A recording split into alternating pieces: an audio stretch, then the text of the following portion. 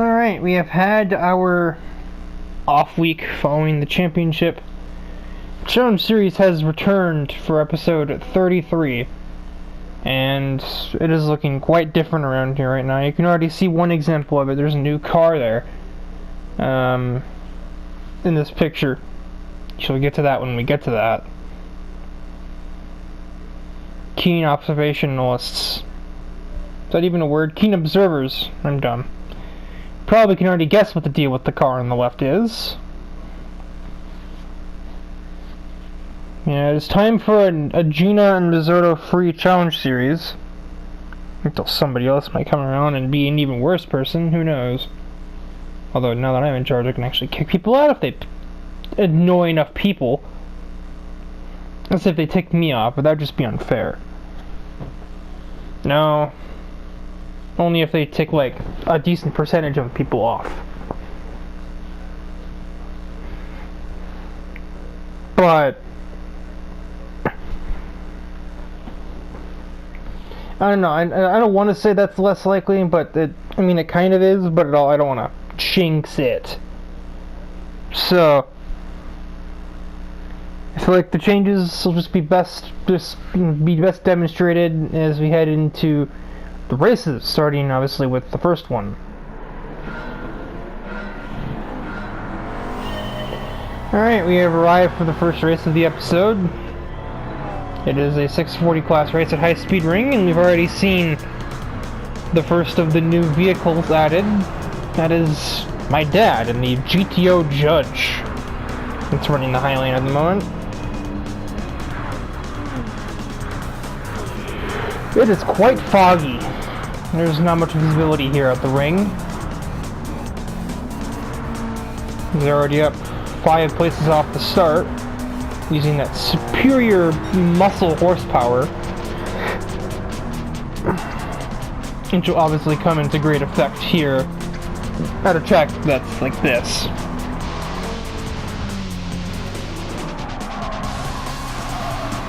You can see here 2 of the big changes.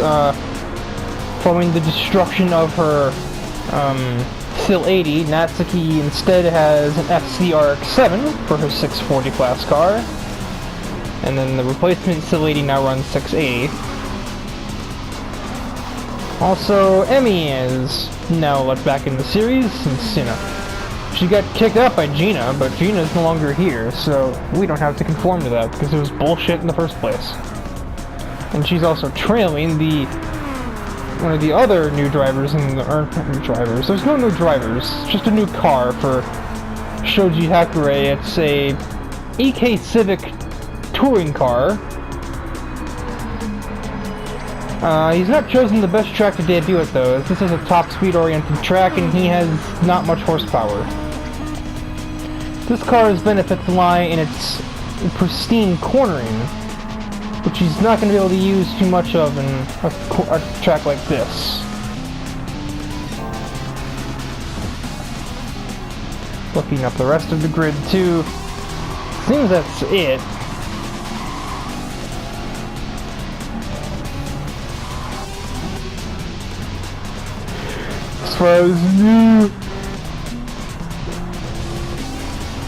As far as new stuff is concerned, and there's my dad taking the lead away from Umi.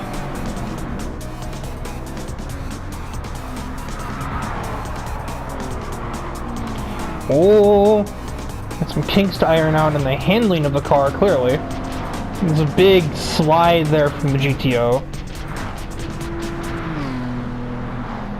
Axel takes second sting, might soon follow as Nozomiya's caught her as well.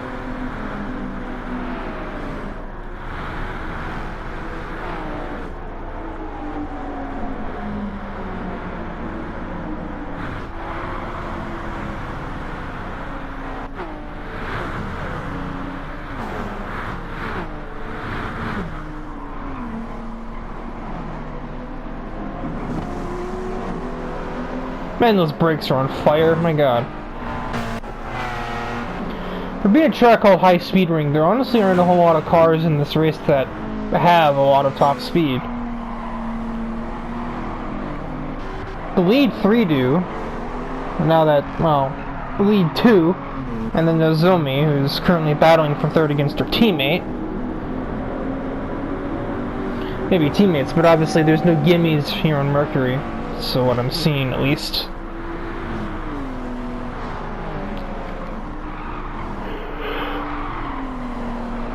Oh, crap.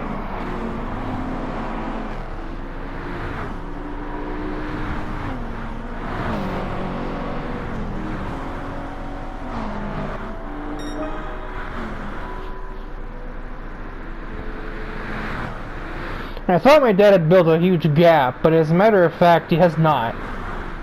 Axel Valentine is just breathing down his neck at the moment.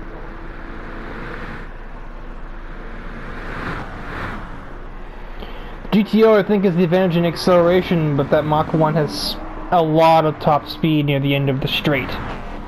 However, we're no longer on the end of a straightaway, so the GTO is going to start to pull back ahead.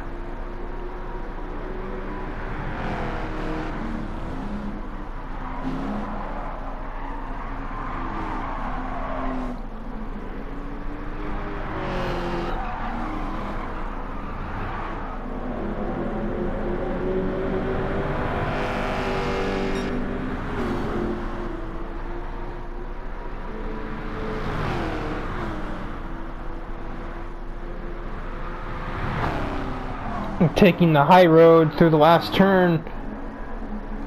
It's, well, the new car works, I would say, as my dad approaches the finish line to grab the victory at high speed ring. Axel Valentine may have kept the fastest lap, but that doesn't ultimately mean a whole lot if you don't win the race.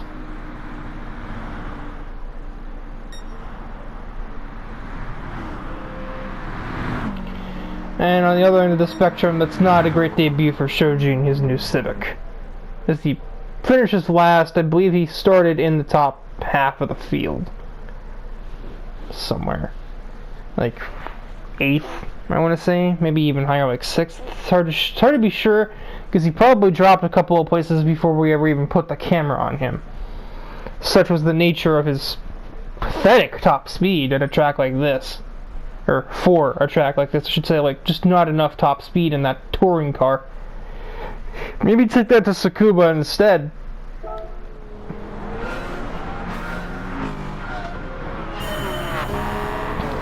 We're here for the second race of the episode. It's a multi-class round. 760s cars running alongside the 720s. I do not believe this has any... it has one new car, I believe. Let me fact check that. The only one new car. Charlotte Riel has a Porsche Cayman road-going version for 720 racing. Hilarious to me that this thing is the highest horsepower Porsche in the 720 class. There's two other ones in there, and it has more horsepower than them.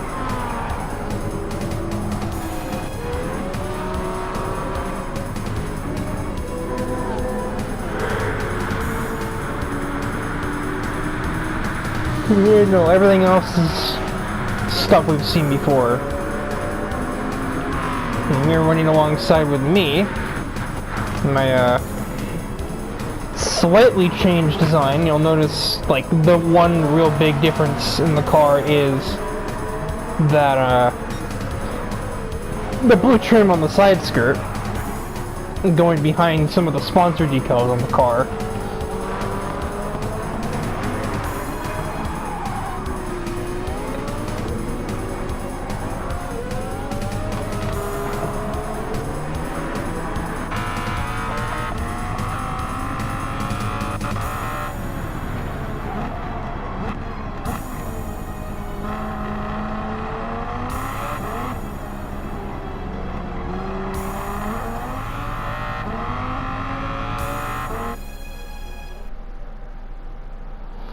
You can also see, I've inherited the same ideas Maki implemented with the Fidanzi thing. Although, not from a team, I instead chose the primary sponsor to cut in half, flip upside down, and put on my rear wing. That's the Castro Edge logo flipped upside down to symbolize the defeat of Gina.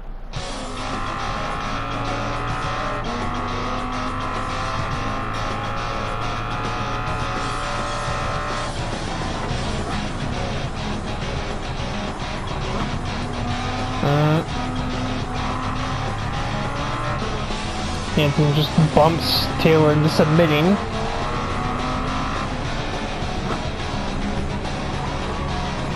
And I'll just grab that 4th place from him anyway, and I'll be on my way.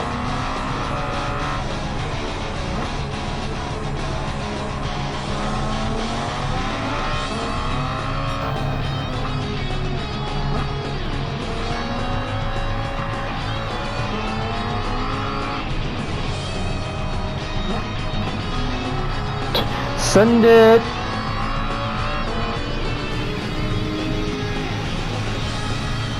It's like ever so slightly, maybe Dom DePrisco is catching Johnny Parker for the lead, but I am fastly approaching. I think I'm probably going to get to him first. Yep. Hello, Lambeau. Goodbye, Lambeau. Lambeau Field. Wait. Every Minnesotan within a 200-mile radius just put me on their shit list because I made a reference to the Green Bay Packers. Sue me. Down the inside. That's not something that happens in ARC. That's for sure.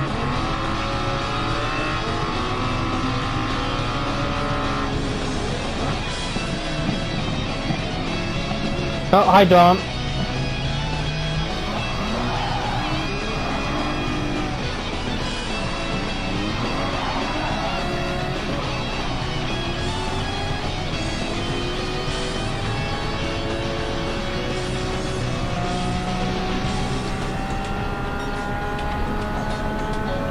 Looks like it's Taylor's turn to go down the inside of somebody, or not. They have decided against that idea. Maybe it's not a bad idea. It doesn't take me as a passing zone at turn 1 through 3. Briscoe's never overtaken by Hanson. I'm surprised it didn't take any paint trading to achieve this result.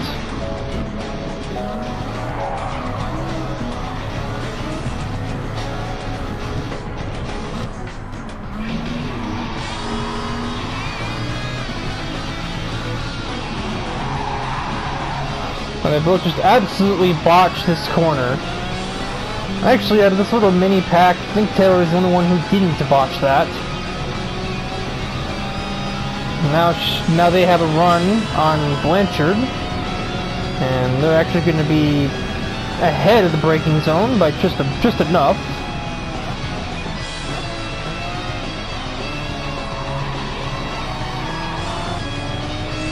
Simple as it gets, really. It's such a better exit than, or they got such a better exit than Riley out of that hairpin that was inevitable. Oh, that's more like it. Oh, yeah, we'll tap there and gets Dom a little unsettled, but he's not completely out of shape. Manages to keep hold of the car and take back P3. So, very characterized battle between Hanson and DePrisco. They cannot characterize this victory that I have just taken at Trial Mountain. That made no sense. It doesn't have to.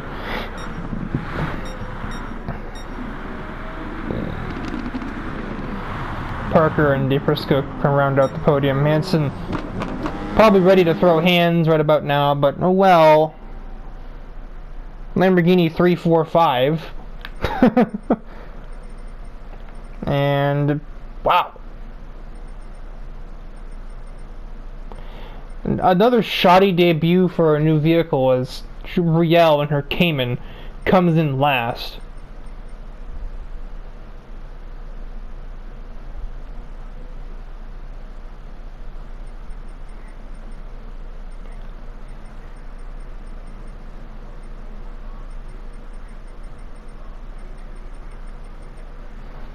Something's wrong here.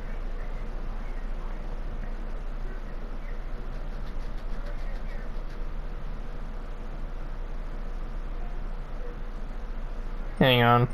I'm gonna investigate this. Cut this part out. So, Lamborghini 345. Maki has won the 720 category. We had a bit of an error setting up the starting grid. We put Ivan Sotokov in the middle of the 760 class when he is not in a 760 car. This was probably an error caused by the fact that there were not an even number of vehicles in each category. There were 9 cars in 760 and 11 cars in 720. Whatever fool set up the starting grid algorithm probably thought it was 10 and 10. And we were just like, oh, just throw Ivan in there and it happens. But even despite this handicap, he still did not win the category. Maki did, so. Mind you, Maki won the category from 17th on the grid.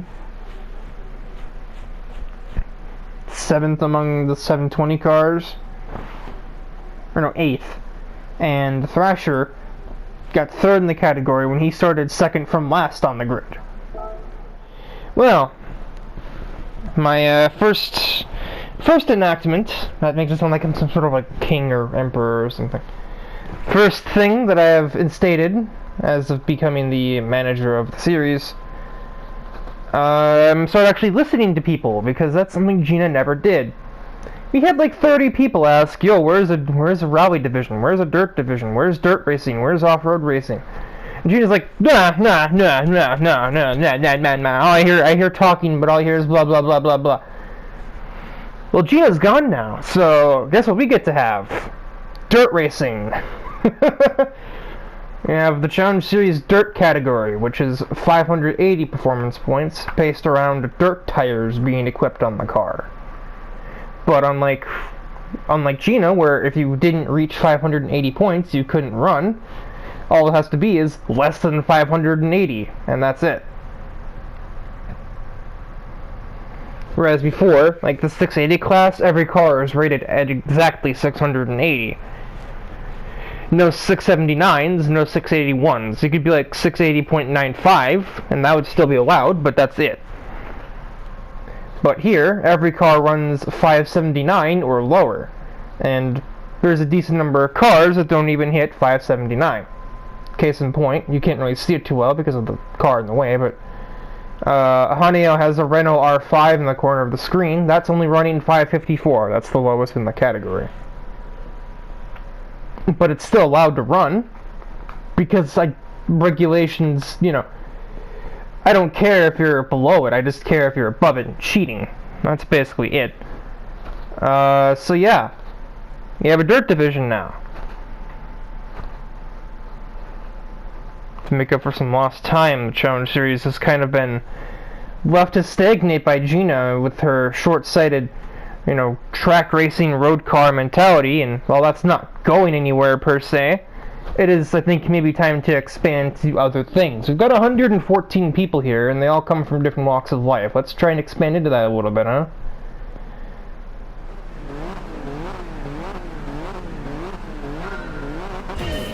Nice lights.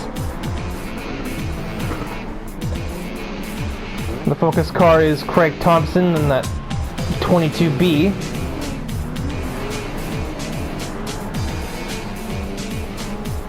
There's a couple of drivers that literally were waiting for this to begin before they joined the series, so we've already continued to expand just by the inclusion of this division. We've got 3 new drivers running this race. And some drivers who brought new cars to the table. There's apparently a spin somewhere, I'll be darned if I know where. Oh god. Here we see the first of them. Sami Rantanen? I don't know how to actually pronounce that. General Tommy Mäkinen stand, they drive an Evo 6, I think. No, this is an Evo 4, I'm dumb. They own an Evo 6, but they didn't want a chance of being destroyed in a race. So they just got a second-hand Evo 4. Shizune Sato, who drives an Evo 5. Japanese with Scottish in her blood, and she basically just got good at driving from all the times that she took her car and drove to get out of the house for a bit on like the dirt trails in northern Japan. And then the other new driver is Tetsuya Harada in a 2014 Subaru WRX.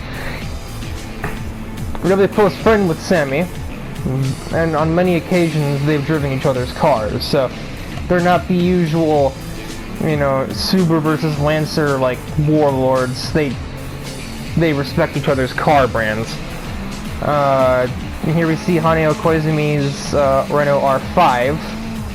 Really surprising that of all people in Mercury, she was one of the ones wanting to branch out to dirt racing. That seems like something that like Umi would want to do to me, or like Nozomi, but... Oh.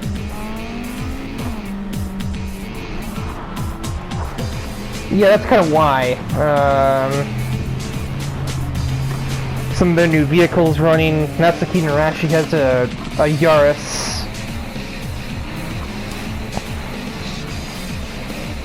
We got Thrasher and Tyler battling on dirt.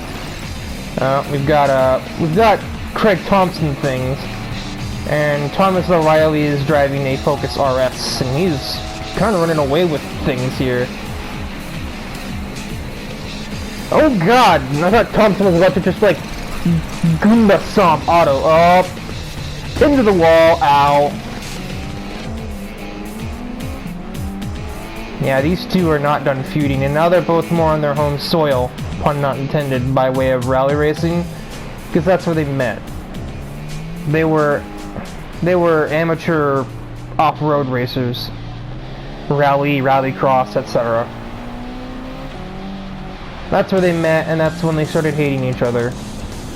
Some rallycross race where Craig Thompson ran him off the road and thought it was funny.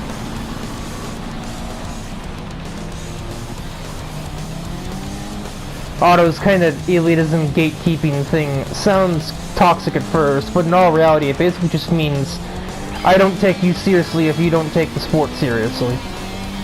And oh boy, Craig Thompson absolutely does not take anything seriously, as he's trying to use up Thomas O'Reilly to get into the lead, but in the process ends up almost spinning out if he weren't four-wheel drive. Thomas gives him a piece of his mind and his door, and he moves back to the lead. Craig does not like that and makes his disapproval audible.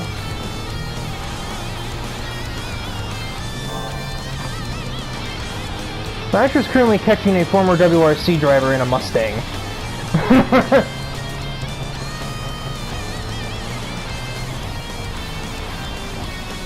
Oh, truck! A yellow. Oh, it's this idiot.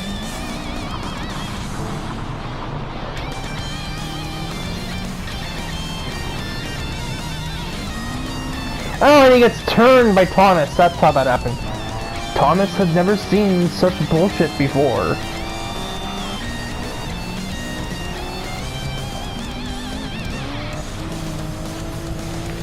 I like that Jake decided to bring Herbie to this.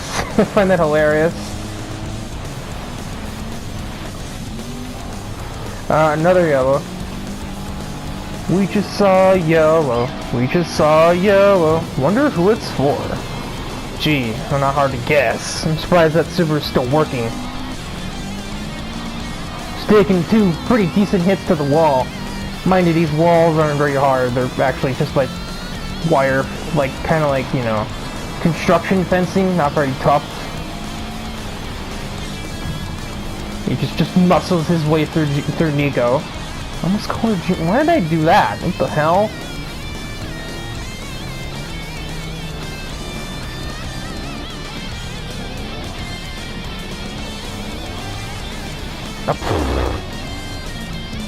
I saw that, Dakota.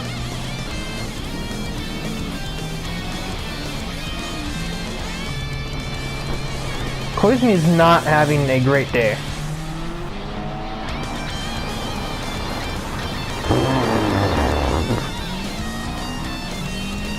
That's quite a power slide you got there, Craig.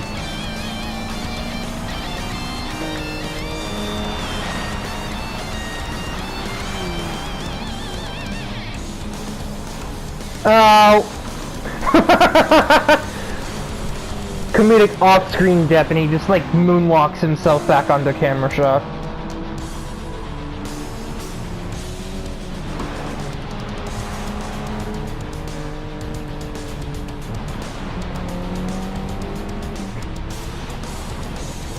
Every time the camera pans out to show Kingsley on the screen, I just hear the "You've been hit by, you've been struck by, truck."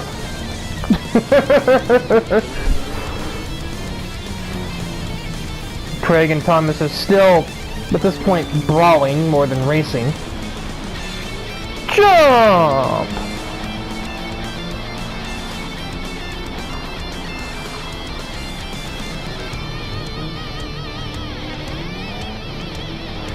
Thomas, I think, just backing out and regrouping, probably for the best. Trying to keep your distance from this guy seems like a good strategy to not only win, but survive.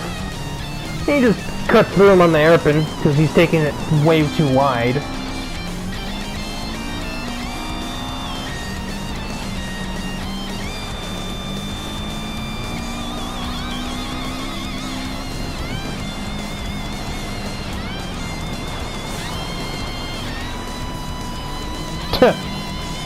Some defensive driving from Thomas being employed, now that we're coming to the last few corners.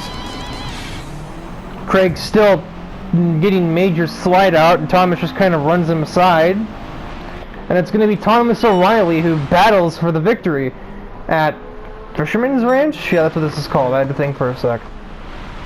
Nico snags the podium. I think she started there pretty much, so...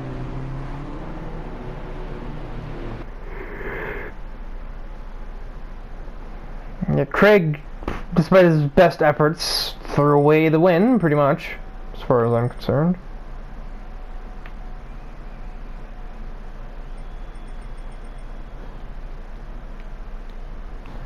Yeah, that's the first of what should be quite a few Dirt Division rounds in the books.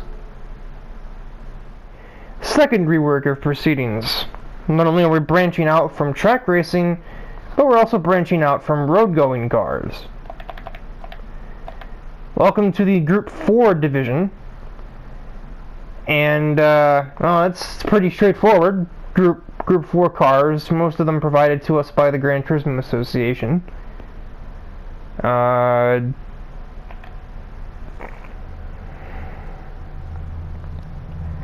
So now there's like an entire field worth of cars to show off.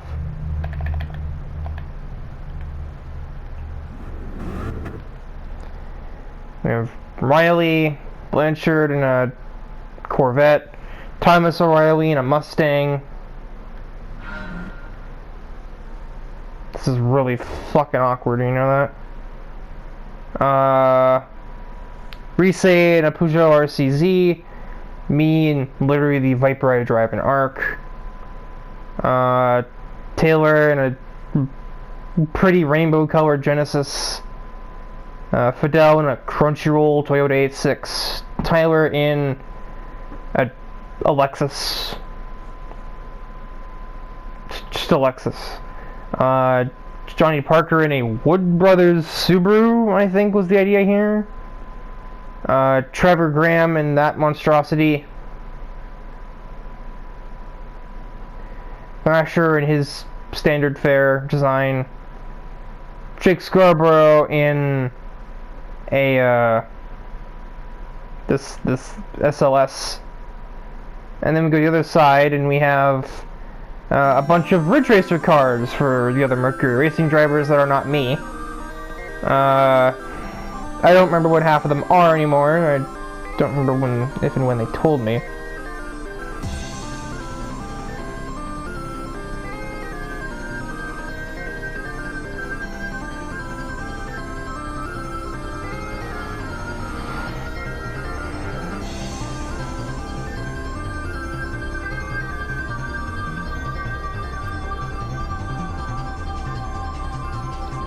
So yeah, there we go. We are on board with Riley Blanchard in the NASCAR-themed Mustang, on a team with Thomas O'Reilly in a NASCAR-themed Mustang. I just called Riley's car a Mustang. This is a Corvette. I am an idiot.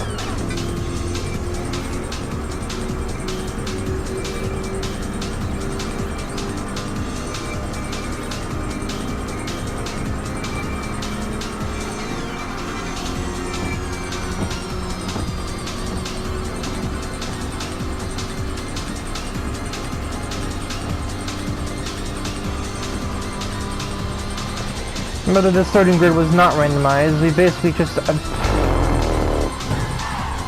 Alrighty then!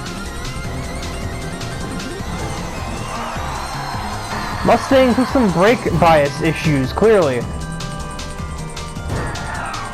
I don't know about that one, Thrasher. I think that was a little bit jumping the gun there. I'm surprised this car's still working after that. It was only survived, but Thrasher just got absolutely owned by his brake bias.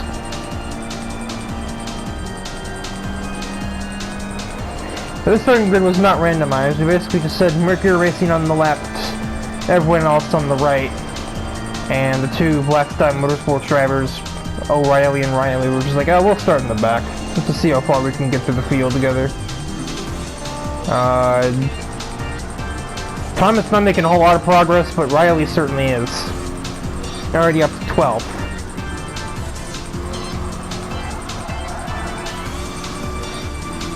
Nope.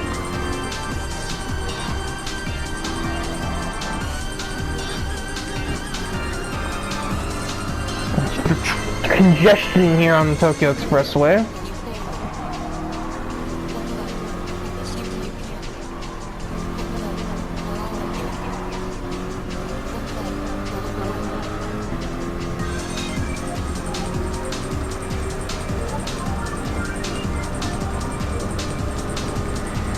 Up to 8th.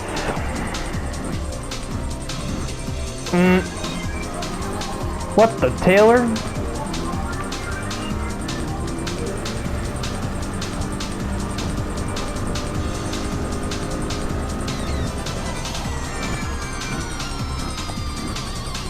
I think Taylor may have misjudged a tiny bit.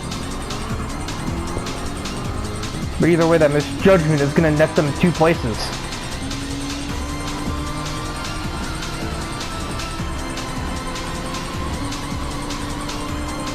Now Tyler's boxed in between Taylor and Kotori, so Taylor will actually get a 3rd spot. But the Alfa Romeo is probably the weakest in this class.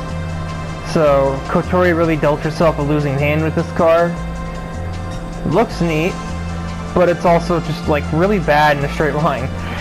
And its cornering doesn't do a whole lot to make up for that. You basically got like Daytona pack racing here at Tokyo as we head down this front straightaway.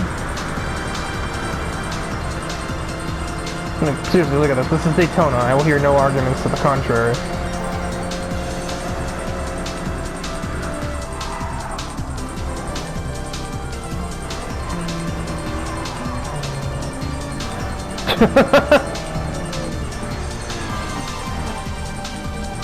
Umi puts herself in the wall, and Blanchard says, alright, cool, see you later. And she's up to 5th with that.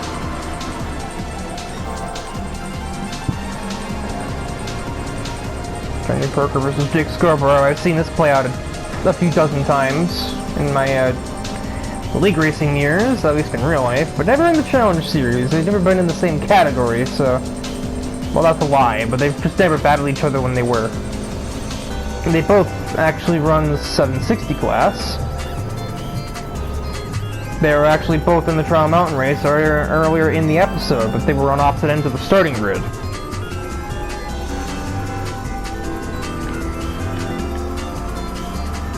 Green has a relatively comfortable lead, and plus that lead is over her teammate, so she's also got a bit of insurance in that regard. Jake is catching, though. Parker, not so much. And Riley is also forthcoming. Taylor is looking to probably get around Umi here. That Audi TT also not the greatest in a straight line. Gives the Audi a bit of a nudge as they go by.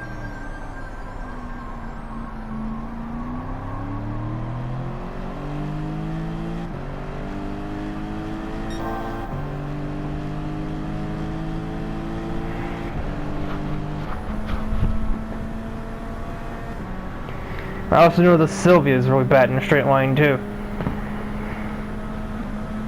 As you can see, Fidel is about to try and just gap it outright.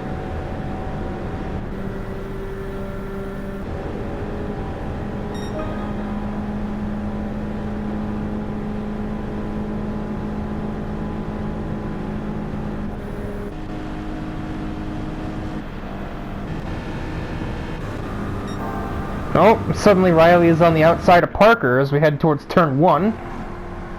2 laps to go. Parker with the inside line stays ahead for the moment. We have another NASCAR duel here as it's basically Hendrick Motorsports versus Wood Brothers. And just like in real life, Hendrick wins.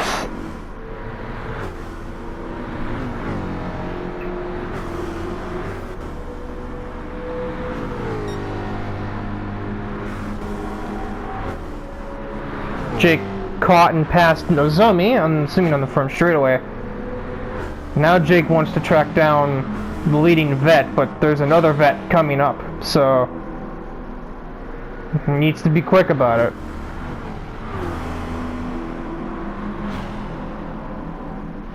I think their time is up as Riley just gets the pair of them in that corner. So now it's gonna look like it looks like it's shaping up to be a Corvette duel unless some crazy stuff happens on the front straightaway. Or the hairpin, I guess. Or just both. That's more likely. That's a sunset.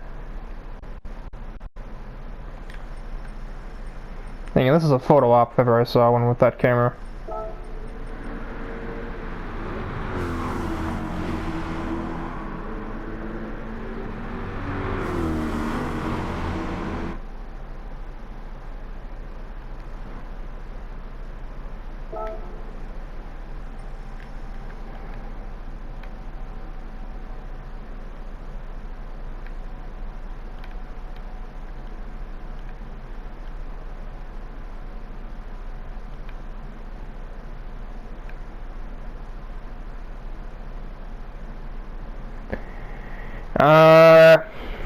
I don't know if that stuff's gonna go off the screen or not.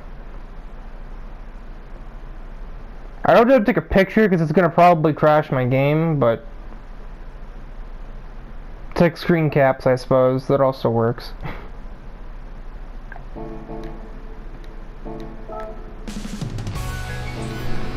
Take a picture, it'll last longer. As we head towards the hairpin.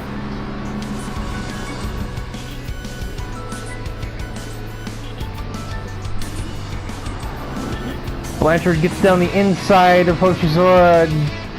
For now, grabs the lead away, but well, for one, Hoshizora got a better exit, but also we're going to be on the front straightaway, and Slipstream will probably do something. Although with the two Corvettes too wide, it won't do anything for them. It's going to instead do something for Jake and for Nozomi. I don't think Parker is close enough to get involved. No, he's out of Slipstream. And Nozomi's kind of lacking top speed, but Jake is certainly going to be a part of it in his SLS.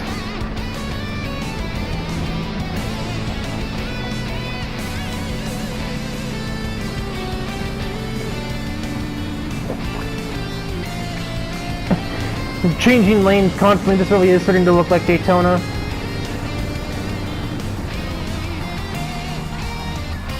Reen gets to the inside of Riley, she grabs the lead back. Jake wanted to follow but failed.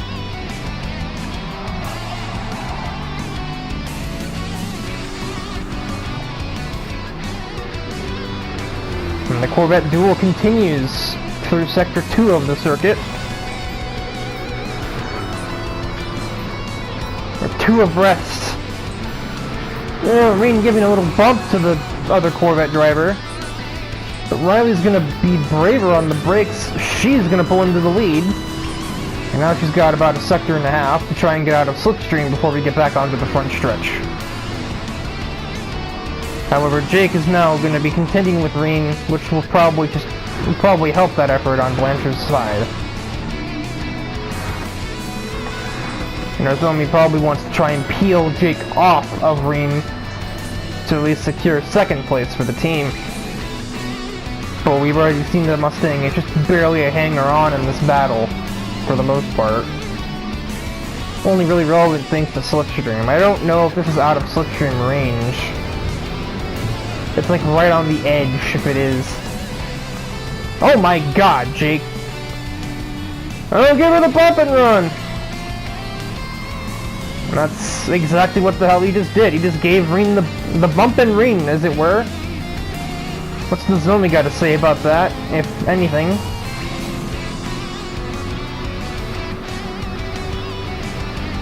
This is definitely out of slipstream range, so it's going to be Riley Blanchard taking the win here at Tokyo Expressway. But what about this photo finish for P2? Oh, that's not a lot. What?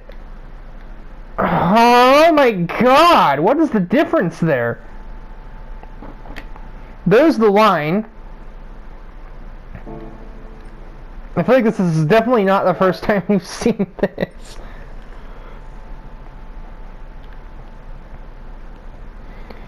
God damn.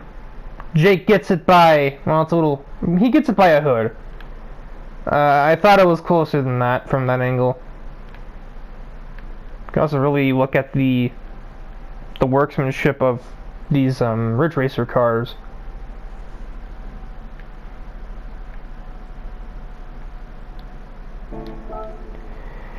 Yeah, so Jake barely gets it up the line. Reading on the podium, Nozomi right there in tow. Parker probably had a fun time trial session.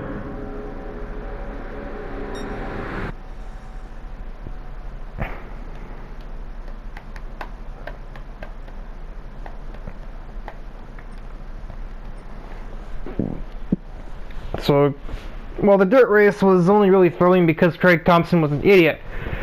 This has been quite a shining debut for Group 4, if I have to say, considering the amount of pack racing we just saw. So now I guess we move on to the roulette round, in any hope that it can keep up with that as far as excitement goes.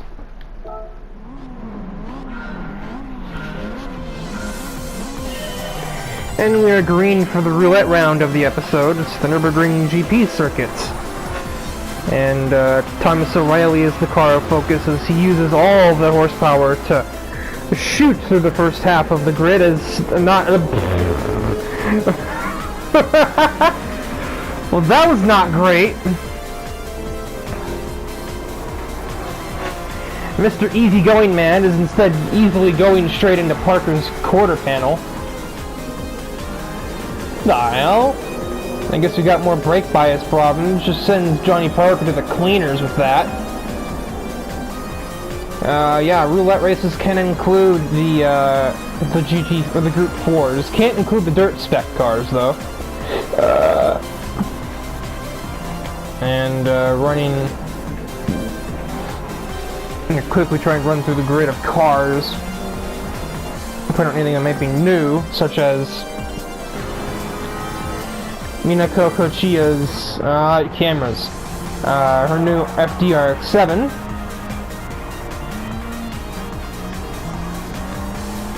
My mom's updated Audi TTS, the new title sponsor there on the white thing. Sebastian Orleans chose an Alpha 155 for his Group 4 that didn't run at Tokyo. And here's my car to replace the FD that somebody went and fucked. So now I drive an Ismo 400R in the 680 class. Holy Thomas. Holy Hikari, alright.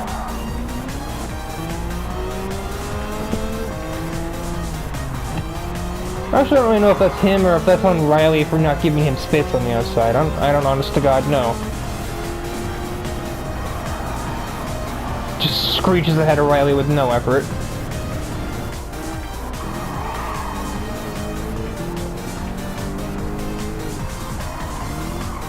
Barbara leads the way in her 760 Corvette, but she's under an unusual amount of threat from Thrasher in his 720 Mach 40 Mustang. And we also have the 760 Porsche, driven by Ellie, running third, 720, 760, 680, so...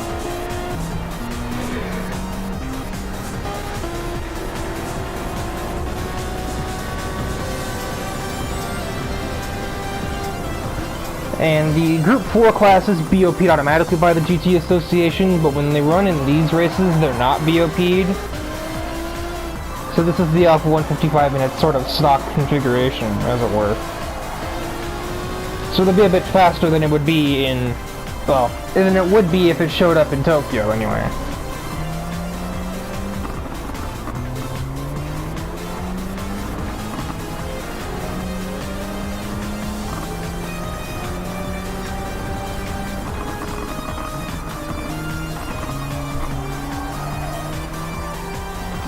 Despite all of the better handling that a Group 4 car usually would provide, my mom does not care and sneaks ahead of the off-stream driver. I'm just gonna look for a pass on Honoka next. Can't do it here though. Honoka is something completely different.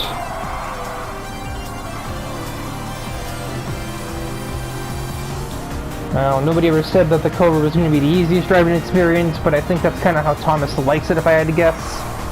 Or why Thomas likes it, because it's a unique driving experience. You can't put a front wing on it of any kind, so it doesn't have any front downforce. Makes it actually surprisingly stable in high-speed turns like this one, but it also just means it can't turn.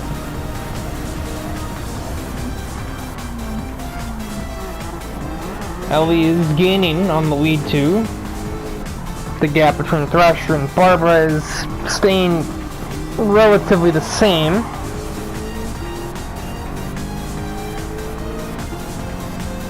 The length of this track means they're only going to get 5 laps of racing in.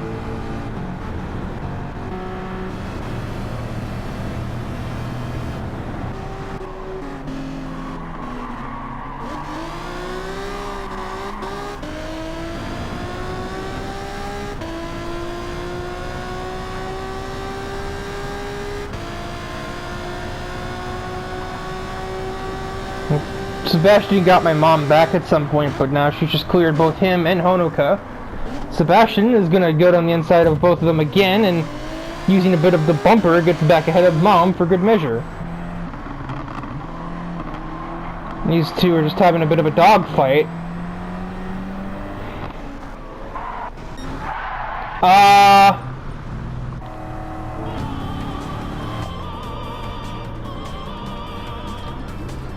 Oh, Ellie just didn't care that he was there. He just turned straight the fuck in on him, alright.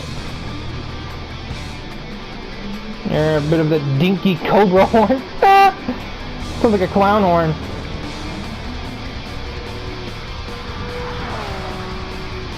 I don't know if Thomas is going to be also pleased about that. I don't know if he'll retaliate, because he seems more laid back than that, but he's certainly going to be honking at her when he gets back up to her, I'm sure.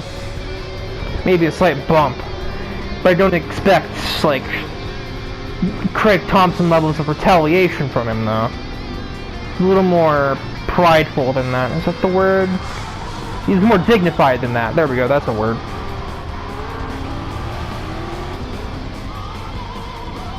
And he's just gonna do nothing, actually. He's just gonna go around the outside, carry on with his evening. The difference in culture ever since Gino was kicked out. It's almost backwards in a way. People got more respectful as soon as the rule that, you know... Like, it's still a thing. You can still settle it on the racetrack. I'm not gonna stop you from hashing out your differences on the circuit. It could still be entertaining, but I'm not gonna openly encourage it. And if it leads to people getting hurt, there are going to be consequences. That doesn't mean you have to just ignore when you've been hit. You can get somebody back, just don't hurt them along the way. You know, maybe give them a couple of dents in their bumpers, maybe run them off the road into the sand trap or something. Just don't actively try and kill a person because they dented your fenders in. So now I got a bit of a team battle. Thomas tries to get around his team owner and gives him a bit of a tap. I don't know if that's a bit of playful or a bit of a playful battle for second place or what. But Thomas establishes dominance in the braking zone, and he will grab P2 away from his team owner. As he now looks to set up the move on Barbara for the lead, with about a lap and a half of racing left to go.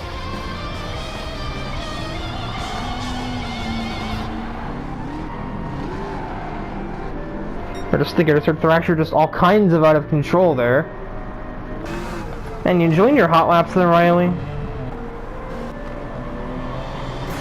Sebastian has gotten into a rhythm. He's now past Charlotte. Mind you, this is a 720 car. My mom also passed her. That's a 680 car. Now she wants to pass me. Charlotte is back. And she will be re-overtaken by Charlotte along the way. Ultimately, I think, based on performance points, the Alpha 155 would pretty much count as a 680 car. It says 670, but it has so much downforce on it that it might as well be 680. It's just that the way that the performance points are calculated makes it seem that downforce is a negative effect. At least rear downforce, but that rear downforce is what makes this car so fast in a corner. Bit of fender rubbing. What happened here? Oh. Thomas just tried to pin it too early. A small tap from Barbara didn't help, but honestly that wasn't really her fault. Thomas gets back ahead of Thrasher, gets back to the outside of Barbara, and oh, well that's a little bit, that one's a little more her fault, as she just kind of failed to make turn 1 completely, and washed out into the Cobra driver.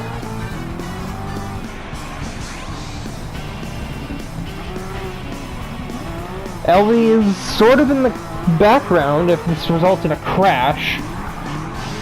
She's not all that far away. She might be able to scavenge a podium if things go to hell in a handbasket here.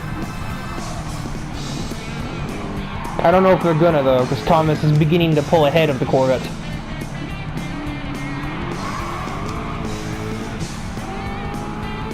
The sheer acceleration of that Cobra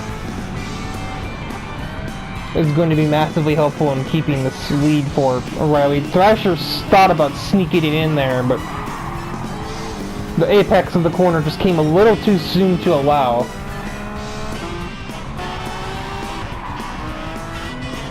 I have been overtaken by multiple cars. I still have not been overtaken by my mom, but Charlotte and Sebastian have. Ellie is definitely in striking distance of Thrasher now if these two battle for too much longer.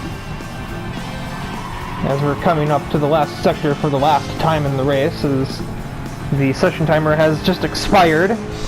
So this is the last lap, and Thomas has a comfortable margin. All we need to do is make the last turn, and victory will be his.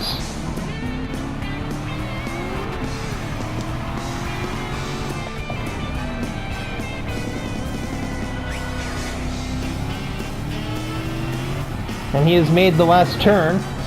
Thomas O'Reilly will clutch the victory here at the Nürburgring. Barbara and Thrasher on the podium with him. Ellie almost found a little hidden burst of speed, but could not make enough inroads to grab a podium spot. Although from what I understand, Thomas didn't retaliate on the racetrack. He definitely had some things to say post-race to the Porsche driver. Very worrisome, if I must be honest, because the last thing I would like is to be at a faction war against Thrasher's team. All because somebody gets a big ego and drags the whole rest of their team into it.